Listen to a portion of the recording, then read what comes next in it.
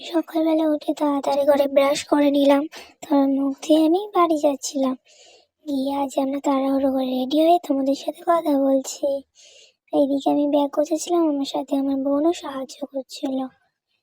অবশেষে আমি রেডি হয়ে গেলাম। এবার আমরা চলে যাচ্ছি। ঠাম্মাকে আমি টাটা দিয়ে এগিয়ে গেলাম।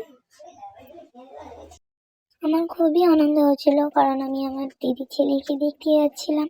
বাবার সামনে যাচ্ছিল আমাকে গাড়িতে তুলতে। মা, আমি, বাবা তিনজনেই যাচ্ছিলাম। ওরা বাড়ি চলে আসবে। আর এই দেখো রাস্তা পুরো ফাঁকা।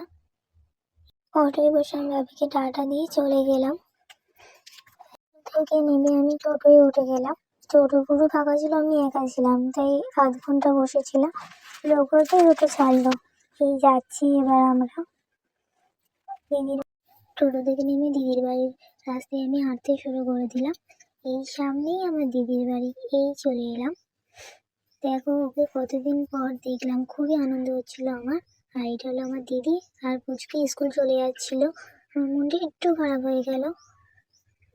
ও আমাকে বারবার বলছিল, মিমি কোথাও যাবে না, আমি যতক্ষণ না স্কুল থেকে আসবো। আর এই ওরা সবাই চলে গেল, ঘর পুরো ফাঁকা। তারপর আমি বসে বসে আমার জামা কাপড়গুলো গোছাচ্ছিলাম। আর এই দিদি চলে এসেছে স্কুল থেকে, এসে বিছানাটা গোছাচ্ছিল। পুচকুর জন্য পেন্সিল বক্স কিনেছিল, সেটাই আমাকে দেখাচ্ছিল, দেখ দেখ বলে। আর এদিকে ও ভাতের জোগাড় করছিল রান্না বসাবে বলে।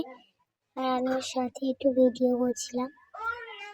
তারপর ও হাসছিল আমাকে দেখে। আর এই রান্নাঘরে চলে গেছিলাম ওদের। আর আমি আর আমার দিদি আমাকে দেখছিল।